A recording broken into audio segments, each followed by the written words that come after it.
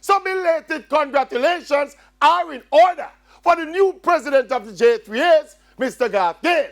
Now that you've won the presidency, sir, I hope you will charge your phone and speak to the media. Anyway, Mr. Gale, do your thing. But remember that Jamaica's track and field must take priority over anyone's personal feelings or ego, as was perfectly put by no less a personality than celebrated coach Stephen Francis, opining that the person and position of the J3's president is inconsequential, meaning, technically, Jamaica's athletics does not depend on what Garth Gale, the president, does or does not do.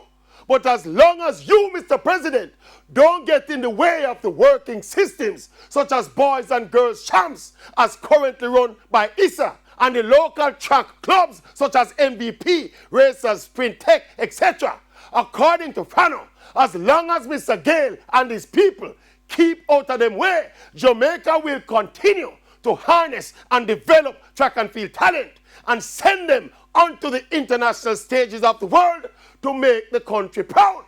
And not even me, the Maverick, with all of my verbal eloquence, could have said it any better.